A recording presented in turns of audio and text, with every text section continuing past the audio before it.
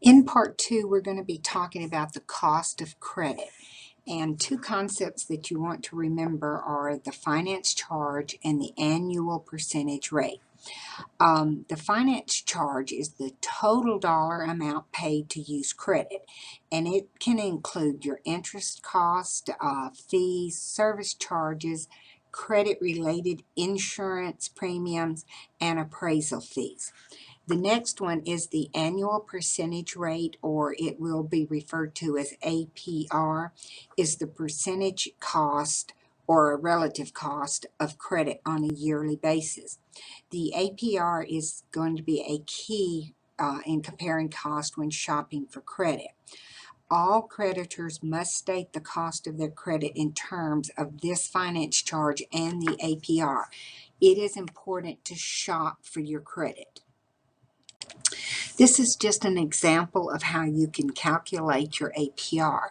So if Kaylee is borrowing $400 for 3 years, making monthly payments, her total finance for the entire period is $54, and that is her approximate APR.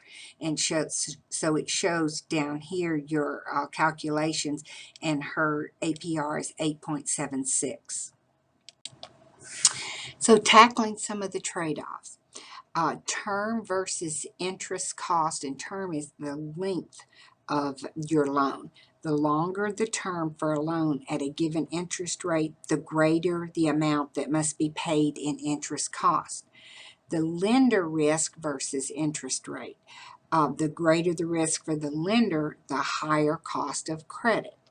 Variable interest rate is a secured loan. A larger down payment and a shorter term loan are less expensive. Now, some of the ways that you can reduce lender risk and thus the interest rate that you're going to pay: you can accept a variable interest rate, which means it fluctuates. You can provide collateral to secure a loan, or you can provide upfront cash as a down payment, or you can take a shorter term loan. So let's talk about calculating the cost of credit.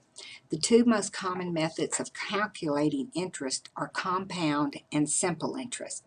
Simple interest is the interest computed on the principal only and without compounding. It is the dollar cost of borrowing money. And so the formula is interest equals principal times rate times time. Simple interest on a declining balance is when more than one payment is made on a simple interest loan. The method of computing interest is known as the declining balance method. Add-on interest is when the add-on interest method is used to interest is calculated on the full amount of the original principal. So notice this is interest calculated on the full amount, interest added to the original payment, so it's payment equals total divided by the number of payments to be made. So think about the simple interest method when you're getting ready to borrow. The next two slides give you an example of calculating the cost of credit. So Scott's going to borrow $6,000, and he has a choice of 3 loans. The first loan is a 6% simple interest with one repayment at the end of 3 years. The second is 6% interest on the declining balance with annual payments. And the third is an add-on interest loan, also with annual payments over 3 years. So let's calculate the APR for each loan and see which one that Scott should use. Notice payment 1. His total interest paid would be $1,146.10, and his APR is 6.4. The loan 2, which is just the simple interest on declining balance, shows he has 3 payments. There's his sum of payments, his principal borrowed, and his total interest is $720 with an APR of 6%. And then loan 3 is the add-on, and that shows his 3 payments of equal amounts. There's his sum, there's his principal borrowed, his total interest payments, 1,146, but his APR is 9.6. So you can see by this that he should, if it's at all possible, he wants to do the loan 2 with the simple interest on the declining balance. The next two slides just show how the computations of calculating the cost on the 3 loans were. This is showing how they came up with the 6.4 for the loan 1, the 6.0 for loan 2, and then how the 9.6 was calculated. And again, his best bet was to go with loan 2 because he cut his interest rate in half. And finally, when calculating the cost of credit, a couple of things you need to think about. First of all is the cost of open-end credit, and the Truth in Lending Act that we discussed in Part 1 requires that the open-ended creditors inform you as a consumer how the finance charge and the APR will affect your overall cost. The cost of credit and expected inflation, lenders seeking to protect their purchasing power add the expected rate of inflation to the interest charge they are being charged, and then that way you're going to know how much interest you're going to be paying.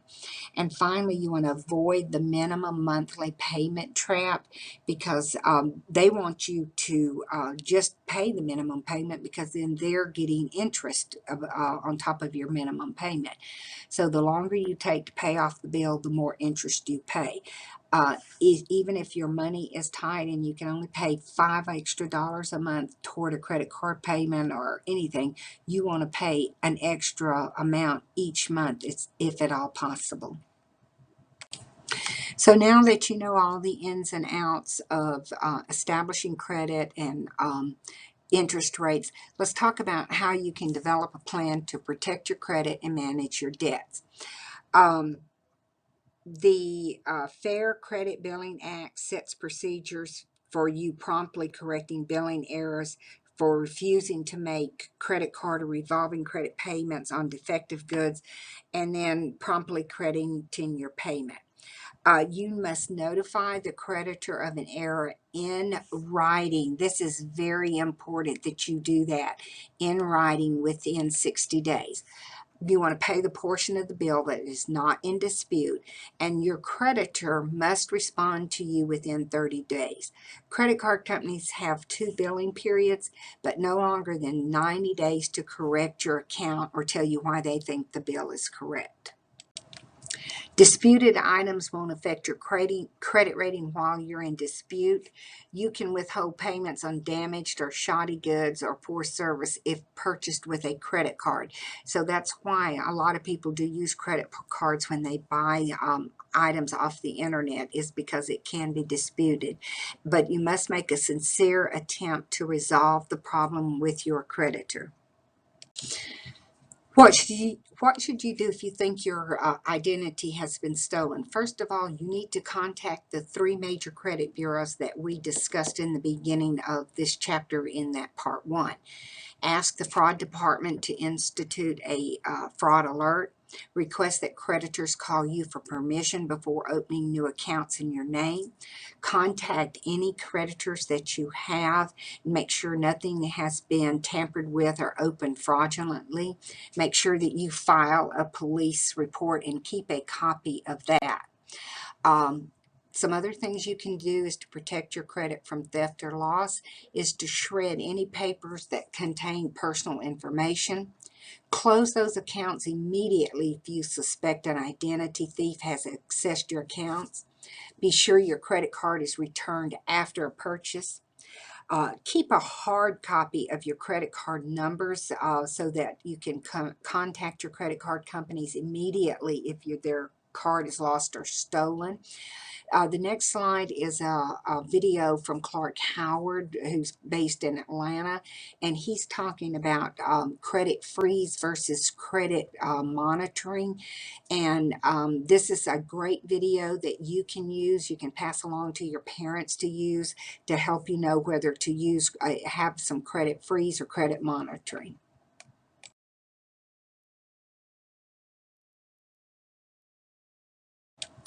To protect your credit information on the internet, make sure you use a secure browser and make sure you keep records of online transactions. Back in chapter 3, when we talked about the bank statements and the credit cards, make sure you review those carefully so that you don't have any unauthorized payments. Read the privacy and security policies of any website you visit. Keep that personal information private.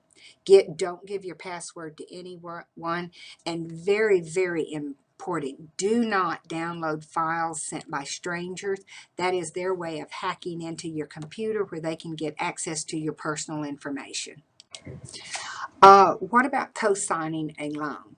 Co-signing means guaranteeing the debt, and the lender may not require a co-signer if the borrower a good risk. You need to ask yourself a couple of questions. Can you afford to repay the loan if the borrower defaults?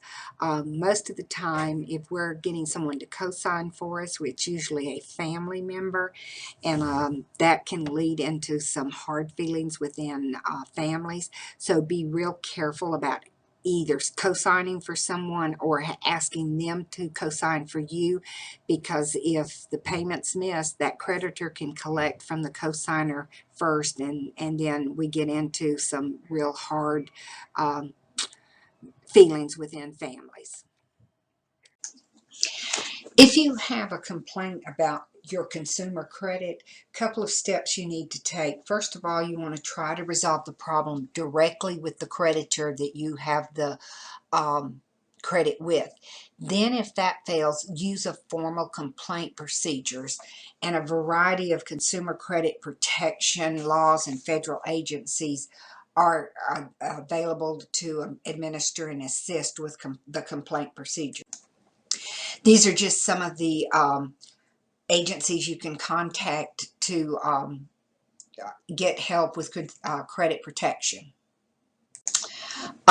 Your rights under the consumer credit laws, again, you want to complain to the creditor first, then you want to file a complaint with the government.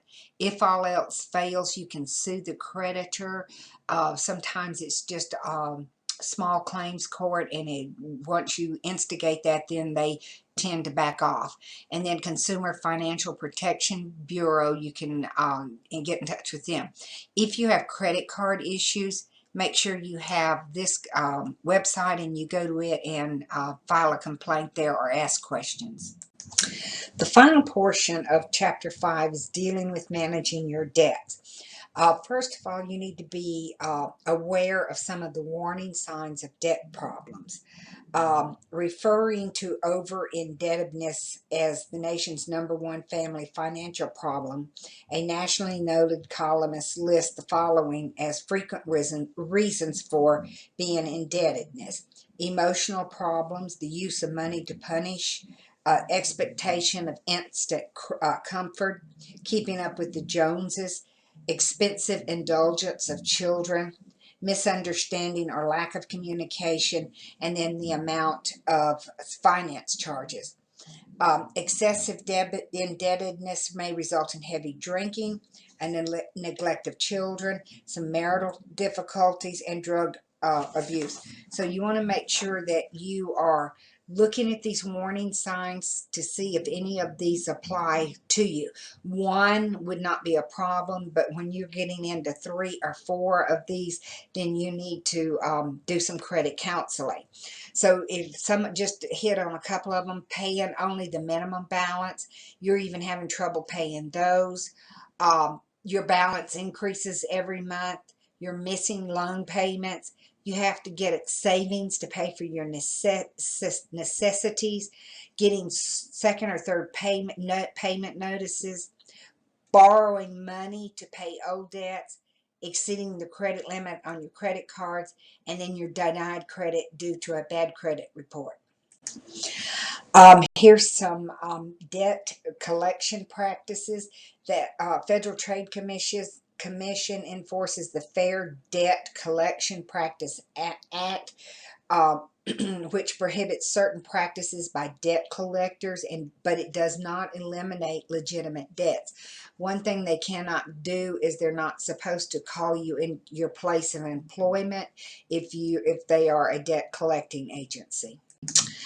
One of the agencies that can help you with some financial counseling is the Consumer Credit Counseling Services, and it is a local nonprofit organization.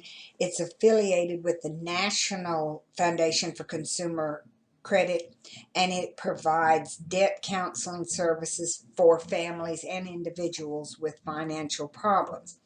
It can help you with serious debt problems by educating you on how to use your money. You can write them, call them, or go in by their office. There are several Christian organizations also that are out there that Clark Howard has a great show. Dave Ramsey is another one that has some credit counseling. So these are some areas, if you are struggling with debt, that you can actually go in and get help through.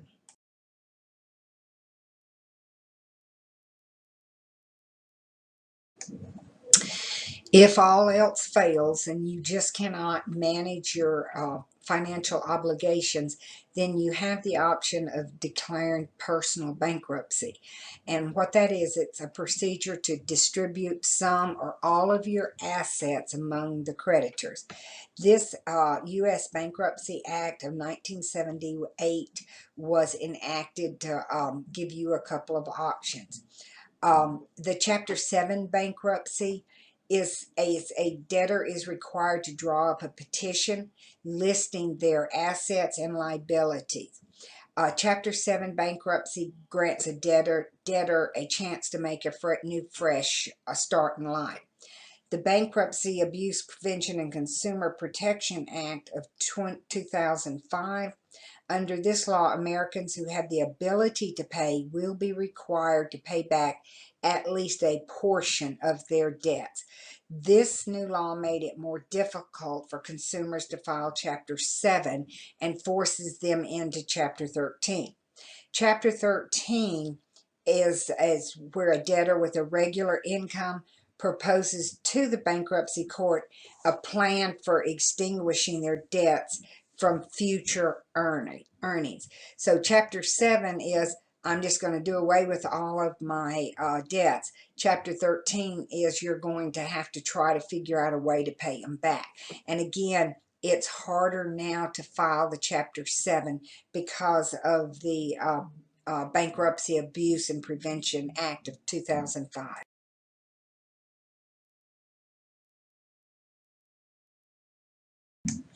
This slide just explains the Chapter 7 a little bit in more detail. You have to submit a petition that lists all of your assets and liabilities. Some of the debts are forgiven. Assets are sold to pay creditors. You can keep some. If you have a home, they don't take that, or a vehicle. And the intent is a fresh start, that you're going to start over. Most personal filings are Chapter 7.